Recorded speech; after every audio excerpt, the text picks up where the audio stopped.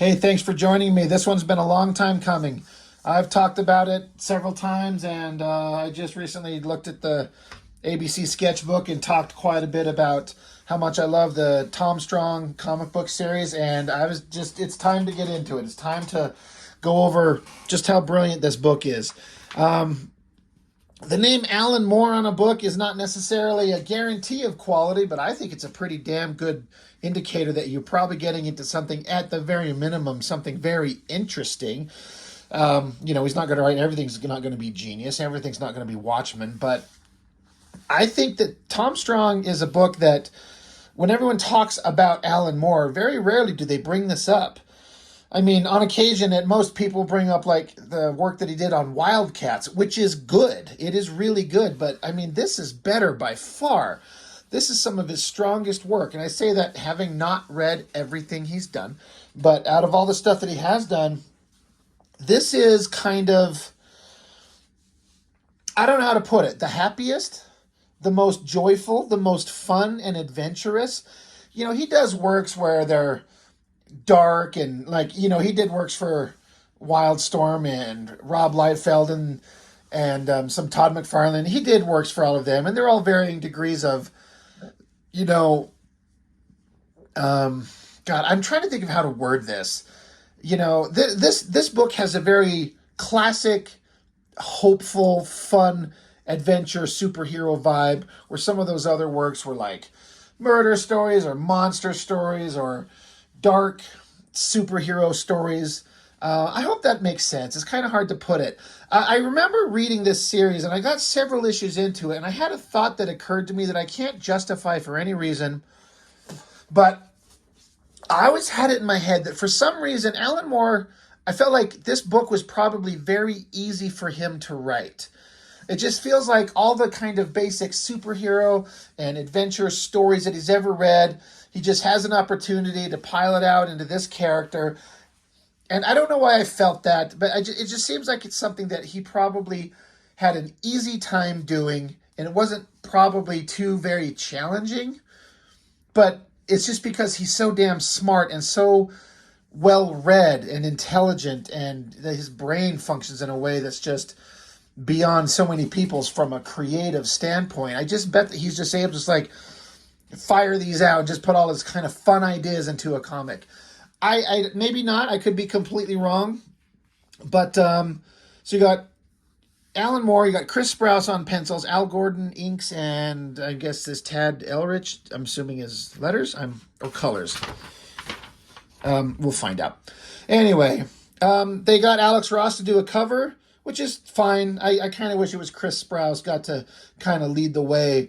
It says he's the artist in this book, and he's the one that's making it work. Alex Ross is great, and that's a great painting, but I don't know. Sometimes I feel like the artist who drew the fucking book should get the cover, but Alex Ross's name is nothing to sneeze at.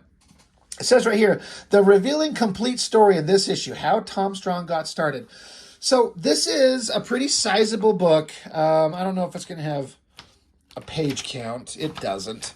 I'm going to say it's 40 plus pages, something to that effect. June of 99, $3.50. So that's an expensive ass comic. Is it worth it? You bet your fucking ass it is. It starts out with kind of this goofy framing device. The thing about Alan Moore is often his works, sometimes I suspect, I don't know, I'm purely guessing. I'm not educated enough on him to really know if anything I'm saying is actually true. It's just vague ideas I have. So if I'm just shitting out of my ass, just don't pay any attention to me. But a lot of the works where I feel like he's working for other people and it's not his own personal work, like he interjects a bunch of humor. There's a lot of humor and good-natured, funny moments in these books. And this is like, it starts out, let me get my trusty pointer. It's like a door and something, like a piece of mail is being pushed through the little mail slot. I bet a lot of people, young people, probably wouldn't even understand this concept. But there's this character. His name is Timmy, and he got a package from Atabar Taru. And so the kid's like, holy socks, Mom, that's my Strongmen of America introduction pack. It finally came. So I said, well, you'll miss the car to school. Don't open it now. He's like, I have to see what's inside. So he rips it open. He says, look at all this stuff for only $9.99. There's a badge, a certificate, even a book on how Tom Strong got started. And if you look, this book is the book we're about to read. So his mom's saying, look, I can hear the car coming. Like, you've got to get out there. You've got to get to school.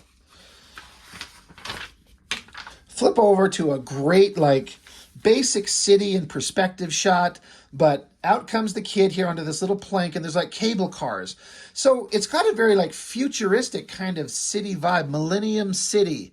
And so the kid gets out, gets into the cable car, grabs a seat, sits down, and then he's got this book in his hand that's in our hands. He starts reading.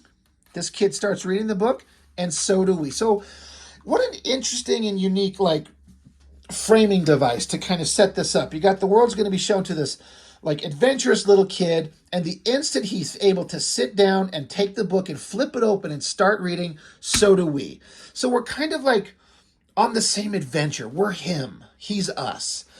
So now, as far as the story, I remember reading this, and then I can't remember the time frame. I'm going to guess, that Alan Moore had already done that one issue of Youngblood that he did with the artist Steve Sprouse, I believe is his name. I'm not sure if that's how you pronounce his last name.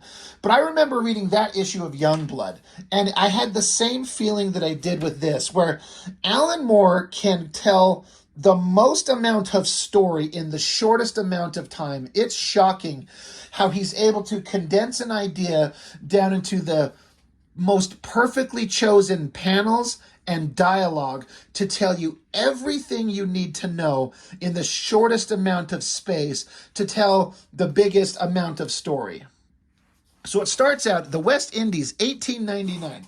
This is Tom Strong's father and mother, and I was going to say that they're helper. I don't know if this is slavery. I kind of think it's not, but considering the time and the era and the placement, you can kind of be assured that he's probably not there on his own accord. But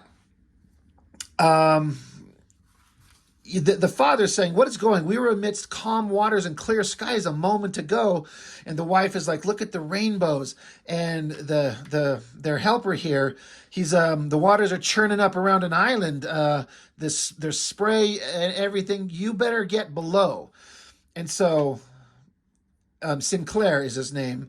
He says, "An island? You mean this is it? We're really approaching Atabar Taru. I must make sure my equipment's safe."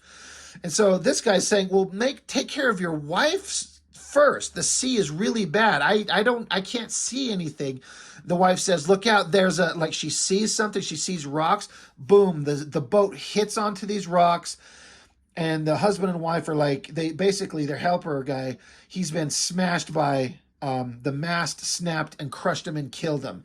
So the father or the husband is saying, I think the mast hit him, Susan. We can't help him. Quickly, we must get ourselves on these rocks. The tides appear to be much calmer on the other side. So in 4 panels, you're like, we're on a boat, we're on a journey, they're approaching something, it's treacherous, their ship hits some rocks, and they're already down a man. Flip over to the next page. The adventure is starting. Here they are, a mysterious island. It says, How Tom Strong Got Started, Part 1, The Fabulous Island. As far as credits, Tad Elric, I've never heard of that name as the colors. Todd Klein, Letterer? Jesus Christ. Letterer.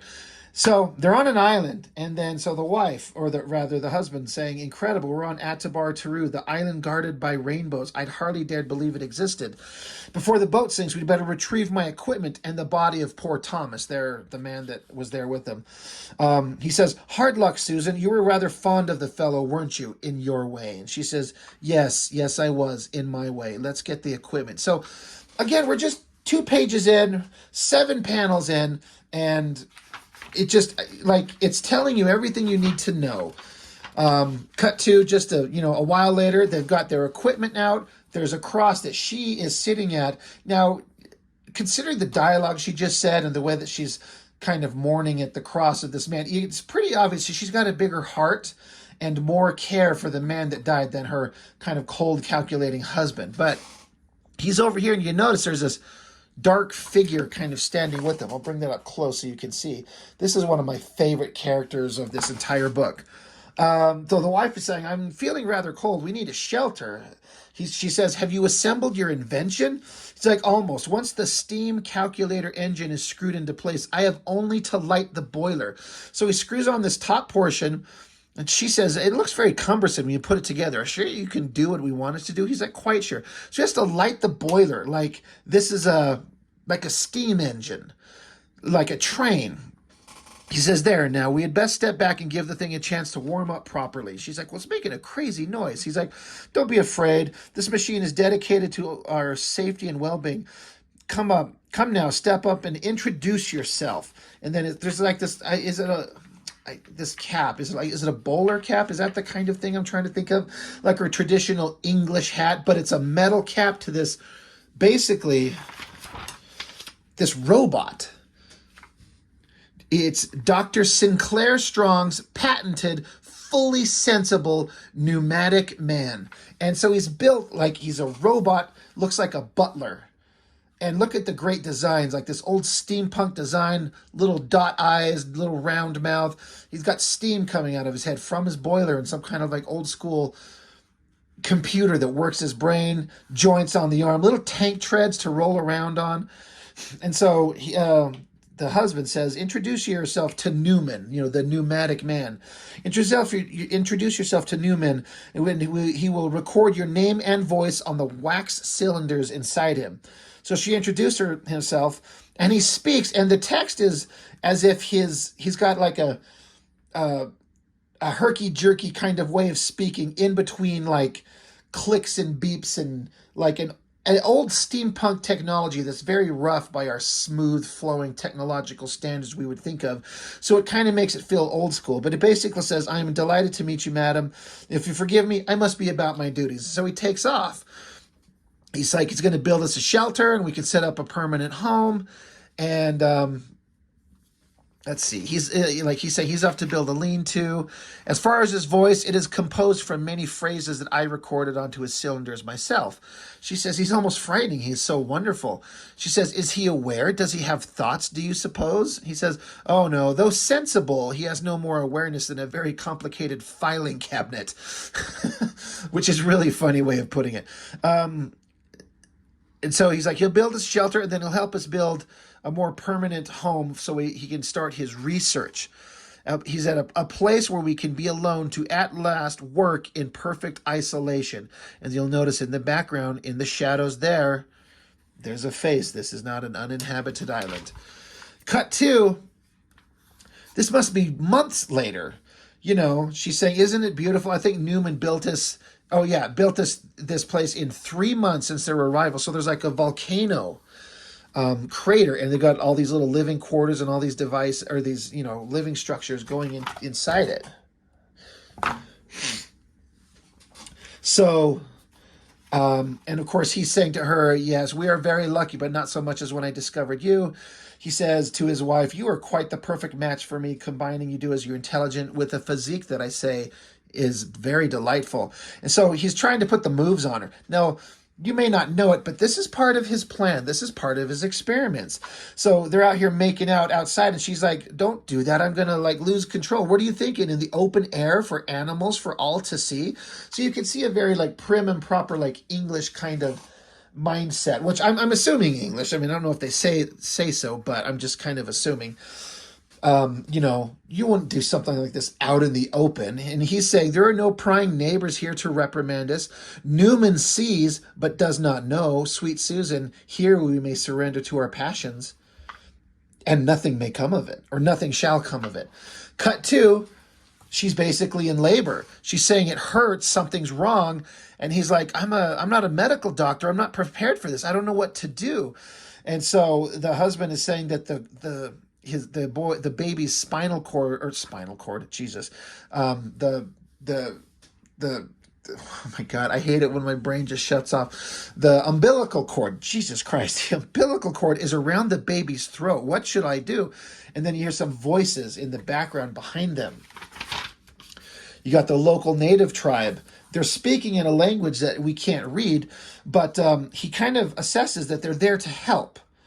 And so whatever they do, they help the baby be born, and he's healthy, he's alive, and by the help of the tribe that lives on the island. So the husband he's beautiful. What should we call him? And she says, Thomas. That shall be his name, Thomas Strong. Now I didn't mention. I mean, I should have. But the name of this fella, his name is Thomas, and the wife just named the baby Thomas. So I think there's an implication, considering her feelings, the way she was sitting at his cross and mourning on his death. Maybe he's the father, maybe? I don't know if that would work with timing. You'd think that they would know. Probably not, but she at least is naming him after the guy. Anyway, it cuts back to the kid. He's like, he says holy socks. It's such a quaint little thing. But as he does his thing, he's kind of talking to himself about the story. But out the window, outside, you see some stuff going on. There's some guys flying around by balloons. Like he's flying towards this cargo carrier that he's on, gets up close, slams into it. They're being surrounded. It's like they're trying to rob it. They're like, come on, Granny, give me the purse. So these guys flying around on these balloons way up in the sky are trying to like rob people on this car outside of the main story of the comic. So it's another interesting, like, what is this that's going on? But then cut to back here previously, you could hear the sound effects of an approaching sound, a waka, waka, waka, waka. It's not Pac-Man. It's Tom Strong himself. Now, the character, I was talking about this when I was going over the sketchbook thing here, how the character, he's kind of like Superman, in as much as he's that good, noble, heroic warrior, or I guess warrior is not the right way. He's more of a warrior, but like a hero. He doesn't have like an alternate persona. There's no Clark Kent Superman. It's just Tom Strong. But he's more of he's like, got the heart and soul and good nature of Superman. He's got the brainy science knowledge of Reed Richards. And he's kind of framed like a pulp superhero or I don't know what the word is. Like Doc Savage, which I don't know much about. I'm just kind of vaguely aware of him. But he's a mishmash of old kind of classic old school heroes, old Superman, old 60s Marvel comics, old pulp novels that I'm sure Alan Moore's read, every one in existence. He's just kind of an amalgam and a mishmash of all those kinds of things. But the little kid, he's just focused on his comic. He's interested in reading about Tom Strong. He's failing to notice that Tom Strong is right out his window. The bad guys are trying to rip him off, gets tugged away, and off he goes. He's getting punched by Tom Strong. And the kid, he's like, holy crap, Tom Strong is awesome, because he's reading about him in the comic. He doesn't even realize he's right there. Go back into the story. Boom. This is a great shot, and I'm going to assume Alan Moore come up with this because, as I've mentioned before, Alan Moore is famous for his highly detailed scripts going into great detail about how every shot should work. I'm not saying Chris Sprouse couldn't come up with this, but considering Alan Moore and his reputation, I bet he comes up with this. But it's a very high aerial view of that volcano that they set up their living area in, and you get in closer and closer and closer, and you notice there's this kind of a pit dug and like a metal seal. So it's the wife talking to her husband. She's like, he's almost 4 years old. He should be out in the fresh air. It gives a year, December of 1903. When we started back over here, it was the West Indies, 1899. So, he's paying attention to the time that's passed. But she's like, he's 4 years old. He should be out in fresh air, playing with other children. There are some lovely boys and girls out there amongst the Ozu, the tribe that lives here. And so the husband is saying, the Ozu are a wonderful, mysterious people, Susan. Chief Otomu's knowledge of the island's unique plant life is invaluable to my experiment, while he and his tribe have been extremely tolerant of us. Even so, the experiment must come first. She's saying the experiment's name is Thomas Sinclair. He's our son. Isn't it natural that I should want to hold him once without all of your great confounded pressure suits between us? He says the whole purpose of locating the island was to produce a child raised by pure reason away from society's influence. She's saying, yeah, I know, but I'm very keen on progressive schooling in the Power on. Shit, I haven't done that in a long time. The progressive schooling and the vegetarian diet, every mother hopes her child will be perfect. But this chamber, he says, a mere 5 gravities is well within a small biped's capacity, Susan. I tried it out on hens. They thrived on it. So, in this conversation that this husband and wife are having to each other, Alan Moore is giving us all kinds of background of what the hell is going on. He's basically locked his baby away into a gravity acceleration, like a gravity well. He's got a very specific educational kind of background, a very specific diet, and he's being locked in from birth in this chamber where they can't even physically touch him. So this experiment that he's doing on his son is really kind of fucked up, but it's also a very interesting concept. And so they're looking down through the glass opening where Newman can be down there because he's just a robot.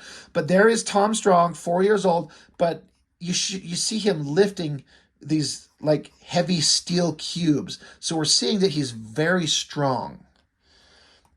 So that's interesting. This is part 2, the earthquake. So the mother is saying, I'd just like to feel his skin against my cheek, Sinclair, just for a while. He's saying, there will be time for that when the boy's 11, by which time I calculate he should be ready to emerge. Now let's get our suits on and take the lad his food.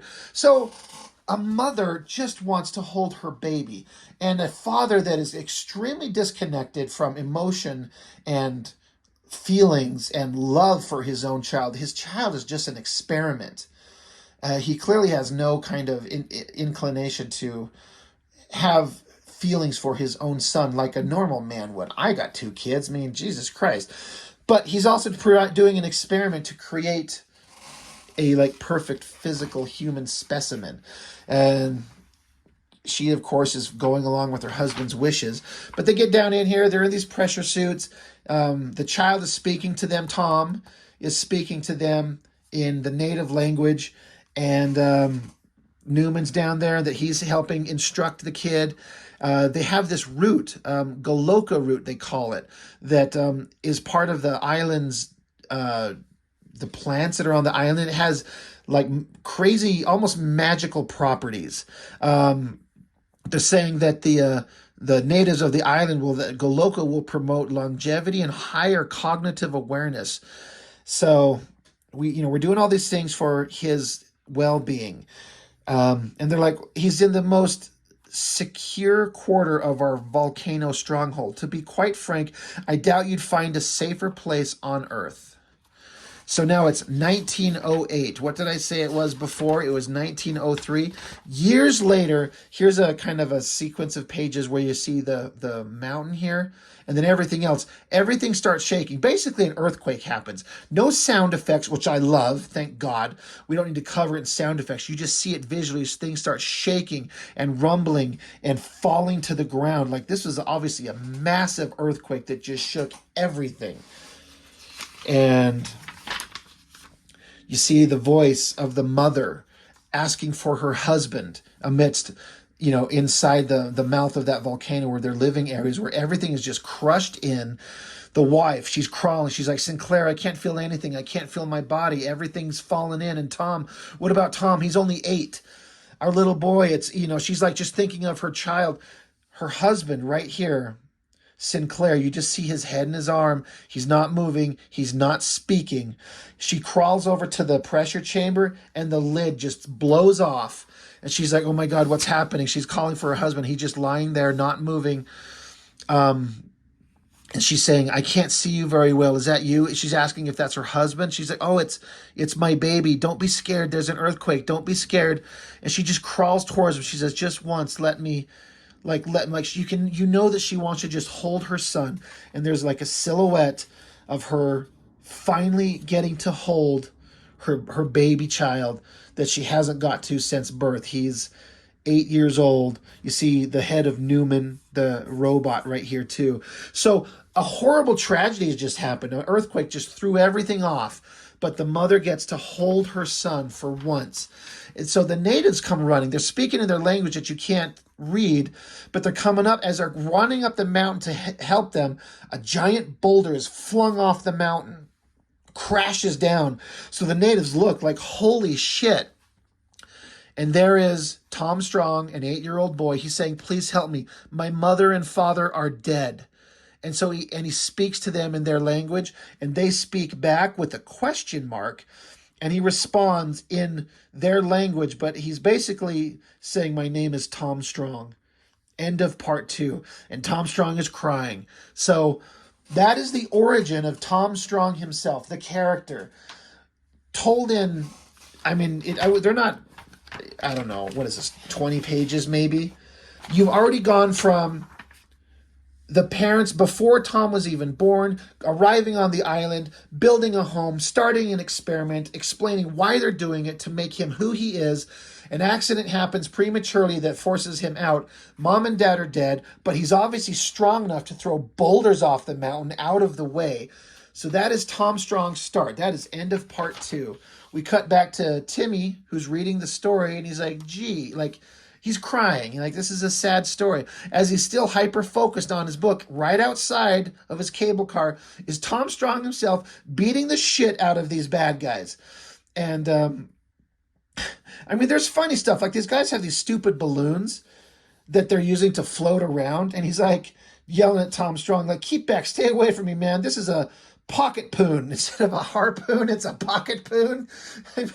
This is what I'm talking about when Alan Moore is funny. And he's like, I ain't afraid to. So Tom Strong grabs the guy's hand, and it makes him shoot up, and it penetrates his little stupid balloon, so it takes off flying him away.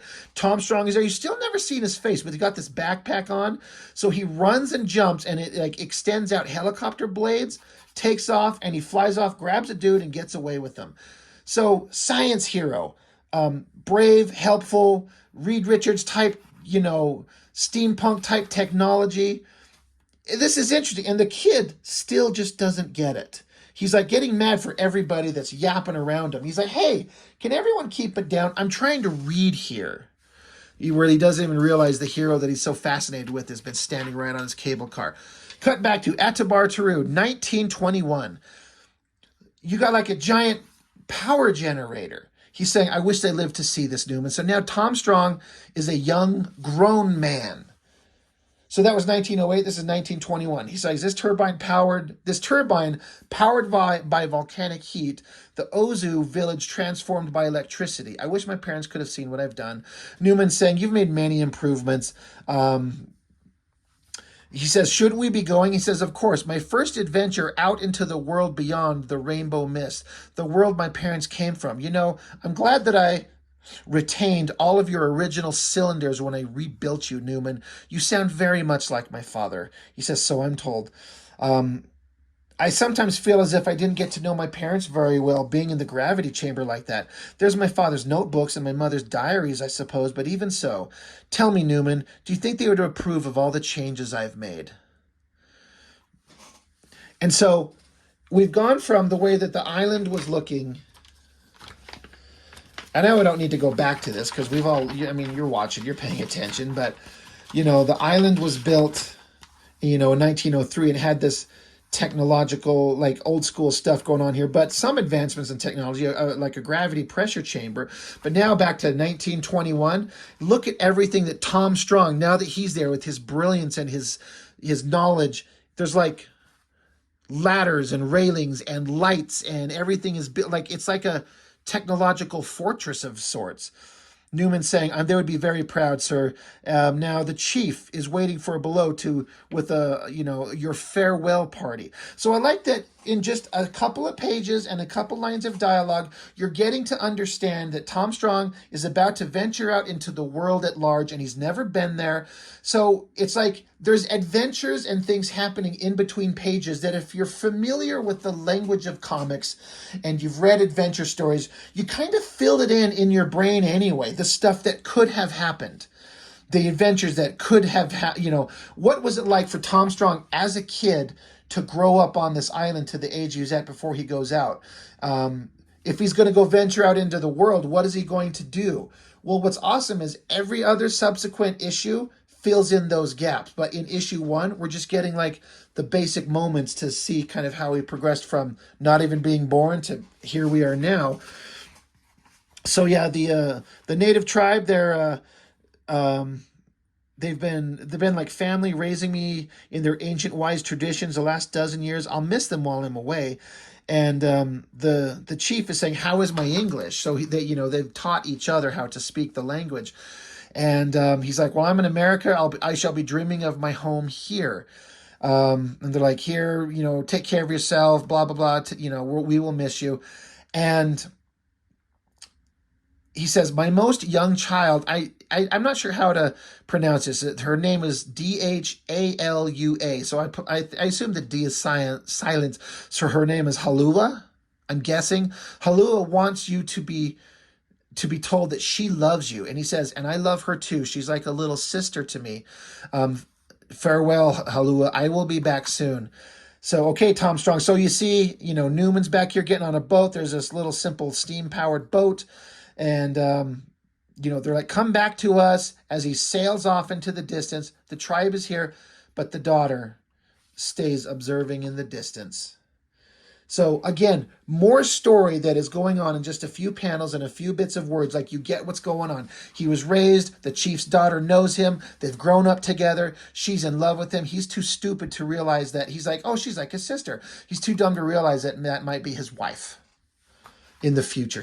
Now, cut to, this is another interesting part. It doesn't tell you here, but there's a massive time jump. The dialogue is like, there's a bad guy on top of this statue with Tom Strong. It says, "And so you left your little island paradise and journeyed to America to bless us with all your quaint jungle platitudes. How kind of you. What's more, it was Millennium City that you chose to honor with your presence. But Millennium City, as I think I pointed out, is mine. For its most Stygian slums to the Statue of Harmony, this town belongs to Paul Savine." And so Tom Strong is saying, "Just give me the prototype philostrogen bomb." I don't even know what that means. "We can both still walk away from this." And so you just see the bad guy, like his hand. And the dialogue is very much a prototype, like Superman Lex Luthor or Reed Richards Doctor Doom. Like, he's in the city. The bad guy wants to be the hero. He wants to be the one who's beloved. Tom Strong showed up and he's the awesome one. So they ended up clashing. Now they're like mortal enemies. And they're at it's like this is the peak of a whole series of adventures and battles culminating in this moment right here. We don't get to see him. We just jump to the end of it. And the bad guy, Paul Savine. "Ah, Tom, walking away is for lesser men than you or I. We walk forward into legend. Let's see how mythic we can be. Let's see which prevails, the fragile harmony represented by you and this banal statue, or the more vigorous forces represented by me and this bomb." He hits a button, click. Tom Strong yells, "Savine, no," dives at him and grabs him. They fly off the top of the Statue of Harmony. All the way down to the water. Boom, there's an explosion underwater. Tom Strong hands reaches up. He's floating at the top of the water on a wrist communicator. "Newman, I'm in Millennium Bay and my arm's broken. I think Savine is finally dead. Come and pick me up. My work in America is done for the moment, and I want to return to Atabar Taru. There is some unfinished business there that needs my attention." So, in 2 fucking pages, 1, 2, 3, 4, 5, 6, 7 panels, he leaves the island, and we experience the basic concept that he got here, has a whole superhero persona, trying to save people, has a villain that he's fought, and the villain is dead. And he's like, "I'm done here. I've got something important to do back home." Cut to, he married the girl. He understood time makes, absence makes the heart grow fonder. He's married, and there's a celebration, and everyone's happy. I think that is so great. Just these jumps in time. Like, again, if you're familiar with comics and storytelling, and you can just kind of fill in the gaps. You know exactly what's going on. We are cruising through his life at a rapid pace. This is one of my favorite bits of dialogue. I've always thought this was so subtly clever. Alan Moore can be so goddamn funny and smart. I just think it's hilarious. So they're married. So now they're in bed together. Post, power bang, I'm sure. So he's saying to her, "Halua, now that we're married, I was thinking how nice it would be to bring more intelligent life into this beautiful world." And he says, "Just think, a companion who could talk to us, the patter of little feet." And she says, "Oh, Tom, I have Always I have wanted a wewa of my own, basically like their native language version of a baby. I have wanted a wewa of my own. You make me so happy. And so he's sitting there with his like hand on his chin looking at her. He's like, uh, I was thinking about performing innovative brain experiments on monkeys, but I suppose we could have a baby as well. Holy shit, that is funny. Like he's over here like, I'm gonna cut open a gorilla's brain and like do surgery on it and make him smart. Someone we could have as a companion that could talk to us. And she mistook that as like, we should have children. And he's like, oh, yeah, yeah, we can have kids. Yeah, that's fine. So Tom is a little bit like his father, a little bit disconnected, a little aloof, a little bit not in touch with his emotions and his feelings and sensitivity, not nearly to the degree that his father was, because Tom was kind of raised isolated, so he's got to learn, and he will. But I just thought that bit of writing was so fucking funny. Cut to Atabar Taru, 1999. So we're like a century later. It was 1899. Now we're 1999. 100 years later. So Tom Strong, still a vigorous man, but look, now he's got the gray temples. Very much, Reed Richards like. So we have progressed so goddamn far in this book. The dialogue is saying, and of course, that's exactly what your mother and I did. After saying, we should have a baby, and that's exactly what your mother and I did. I'm proud to say that you've grown up, albeit slowly, thanks to the Goloka route and to the finest daughter we could have imagined, Tesla. So they have a grown-ass daughter, Tesla Strong. So the family has grown. They just got married. They just talked about having innovative brain surgery on monkeys. And oh yeah, by the way, we could have kids. And she says, well, I've got no complaints. Dividing life between Atabar Taru and Millennium City suits me fine. So again, the dialogue tells you story in between the moments. She keeps going back and forth. She's having adventures with her father. She says, be grateful, Tesla. Life has not always been this kind. Savine returned often, and there were others like Ingrid Weiss. So Savine, who we thought was dead, she's saying, the wife is saying, yeah, he's come back several times. So again, these are decades after that battle that he had. So again, the story is being told, and you're filling in the gaps, and I think it works so perfectly. So now you got Tom Strong looking, and then you see a different kind of word box balloon and some dialogue you kind of haven't seen. Says, absolutely, worse. Some of us have all these Bali Strongmen of America applications to reply to. It's a bloomin' shame, don't you know? A chap having to answer letters when he could be off enjoying a nice round of golf, what? There's a gorilla. He did the surgery on this gorilla. He's wearing clothes. He's incredibly intelligent. He's got a thick English accent and dialect. So again, they discuss it, and it's done way into the future, and he's already a part of the team. And what's funny is that the monkey and the robot do not get along, and I think that's a funny little clash of like character traits. Because Newman says, impudent primate, how dare you berate the master? You are simply inefficient. And so the daughter says, Newman, King Solomon, will you two stop arguing? There are little kids out there right now reading about how dad got started. What are they going to think?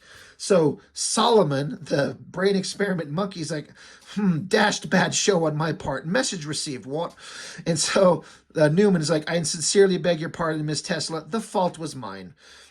Now, so Tom Strong off panel says there, now instead of fighting, let's welcome our newest member to the Strongmen of America and to the biggest, greatest family on earth.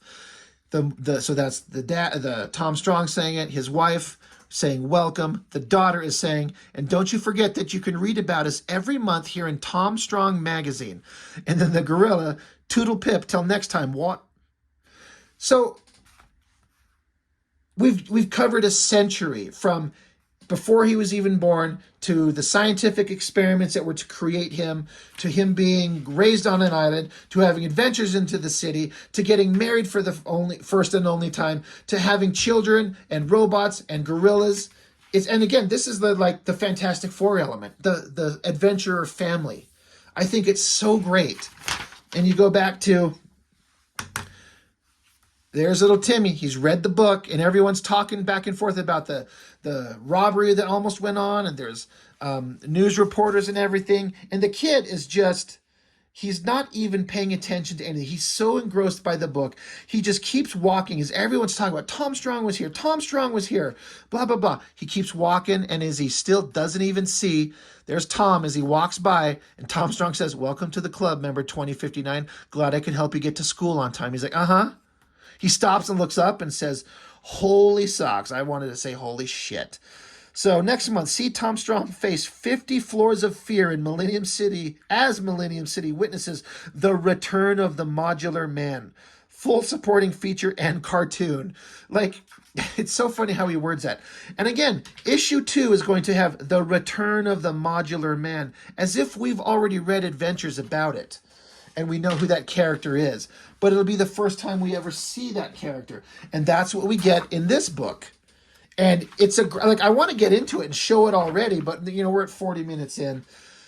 And then there is, sorry, I'm trying to, I wanted to see who wrote this. I wanted to say if it was Alan Moore, but it doesn't say. I don't know who wrote that. But anyway, there's some text there about the comic, the stories, everything that's going on. More of those sketches that we kind of looked at and that other thing. I submit this as one of the examples of the best possible versions of a first issue of a comic book ever made ever. Now, it relies on, I've said before, understanding the language of comics and storytelling. If there wasn't a whole history of comics, this wouldn't make nearly as much sense. But if you've read comics your entire life and you understand the tropes and the storytelling methods that have been in comics and told through old Marvel and DC and all those other small press guys and even into the ridiculous Image Comics era and all the other stuff that's gone on, reading this and taking and showing the character pre-birth through moments of his entire life until where he's 100 years old with gray on his hair, with wife and a kid and everything, it tells it so succinctly and so perfectly and so simply, and it's so fun.